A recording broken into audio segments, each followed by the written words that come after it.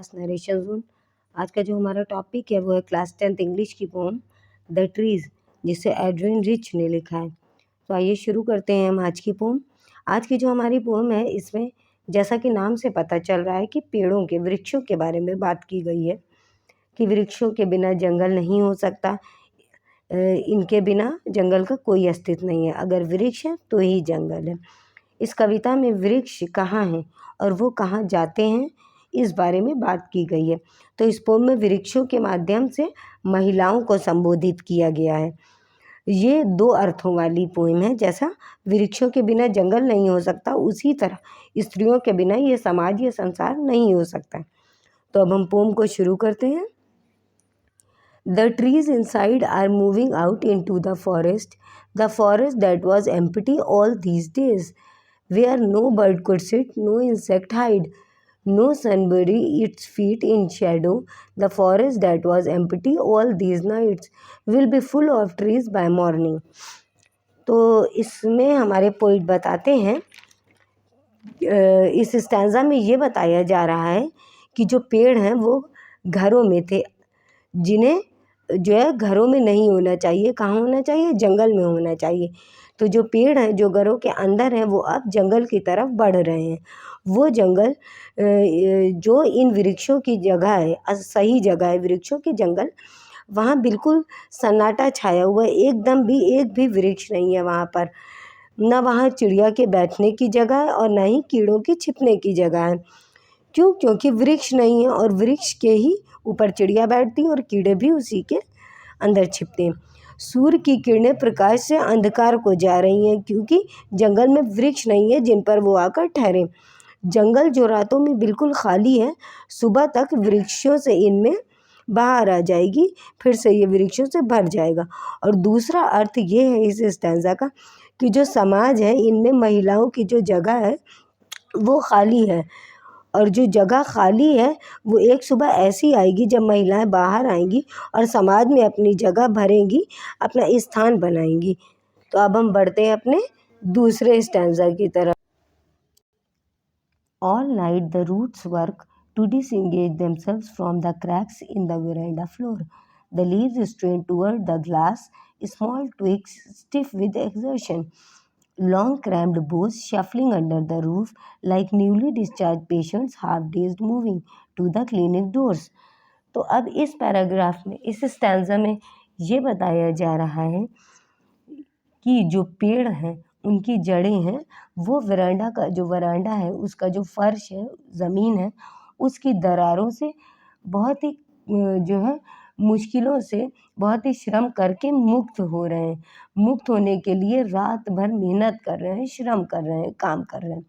और जो पेड़ की पत्तियां हैं वो खिड़कियों के शीशों की तरह बढ़ती हुई नज़र आ रही हैं, और एक छोटी टहनी हो या बड़ी शाखाएं हों, सब श्रम कर रही हैं।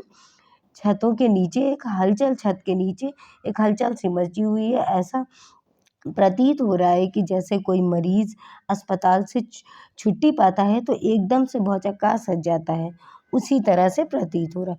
और दूसरा अर्थ यह है इस स्टैंजा का कि जो महिलाएं हैं वो मेहनत कर रही हैं, श्रम कर रही हैं घरों से बाहर निकलने के लिए। ये इसका दूसरा अर्थ है। अब हम अपने बढ़ते हैं नेक्स्ट स्टैंजा की तरफ और पढ़ते हैं उसमें क्या हुआ है।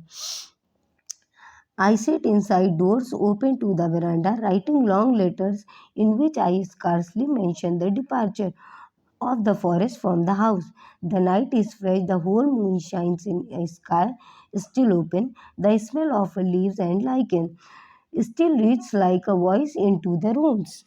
अब इस स्टैंजा में बताया जा रहा है कि जो हमारे पोइट हैं वो कहती हैं कि मैं वरांडा, यानी हमारी जो पोइट है वो वरांडे के दरवाजे के बाहर बैठकर एक पत्र लिख रही थी लंबा चौड़ा, और यहाँ बैठने के कारण वो कह रही थी कि मैं ऐसा देख पा रही हूँ कि जो पेड़ हैं वो घरों से जंगल की ओर प्रस्थान कर रहे हैं, और प्रस्थान करने के लिए जो मेहनत कर रहे हैं मैं उसे देख सकती हूँ।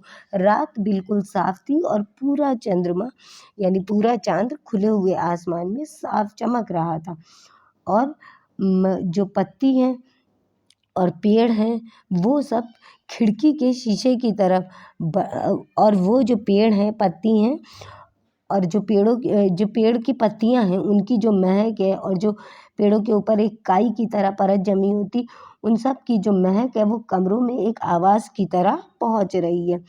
और जो पोइट हैं वो कहती हैं कि उनका जो मस्तिष्क है उन पेड़ों की और जो पत्तियां हैं उनकी जो आपस में बातचीत करने की जो फुसफुसाहट सी एक होती है, वो उनके जो है कानों में भर रही थी।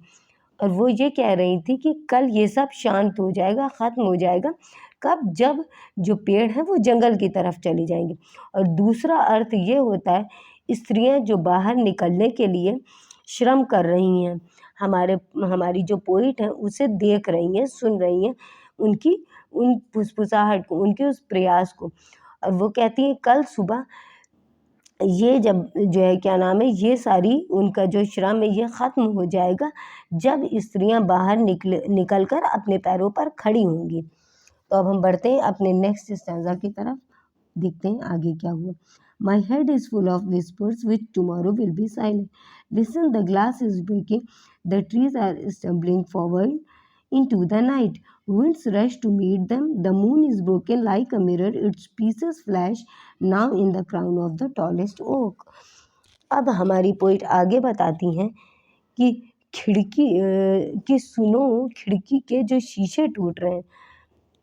उन्होंने बताया जो खिड़की के शीशे हैं वो टूट रहे हैं और उनकी जो आवाज़ है वो मुझे सुनाई दे रही है। वृक्ष बाहर जाने के लिए निकल रहे हैं उन शीशों को तोड़कर, और जो हवाएं हैं बाहर वो उनके स्वागत के लिए खड़ी हैं, उनसे मिलने के लिए दौड़ के आ रही हैं। एक लंबा सा ओक का पेड़ है जो चांद के आगे इस तरह से है जैसे कि आईना टूट गया हो, और चंद्रमा ऐसा लग रहा है, ऐसा प्रतीत हो रहा है कि जैसे आईने के टुकड़े हो गए, और वो ओक का पेड़ के ऊपर एक ताज की तरह चंद्रमा जो है एक ताज की तरह से प्रतीत हो रहा है। और जो दूसरा अर्थ है वो ये है कि घरों को, दीवारों को तोड़कर महिलाएं जब बाहर निकलती हैं और समाज में उनको जो है अपने पैरों पर जब वो खड़ी होती हैं, और महिलाओं ने अपने सर पर जो कामयाबी का ताज लगाया है, यही इस पोएम में बताया गया है कि जिस तरह ये पेड़ जो है श्रम कर रहे हैं, खिड़कियों से निकल रहे हैं, बाहर आ रहे हैं, उसी तरह जब घरों की दीवारों को तोड़कर महिलाएं बाहर निकलेंगी और समाज उनका स्वागत करेगा जैसे हवाएं पेड़ों का कर रही हैं, और महिलाओं ने जो है कामयाबी का ताज महिलाएं अपने सर पर लगाएंगी। इस पोएम में यही बताया गया है पेड़ों के माध्यम से। तो इसी के साथ ये पोएम यहीं पर एंड होती है। अब हम मिलते हैं एक नई क्लास में एक नई पोएम के साथ। Thanks for watching.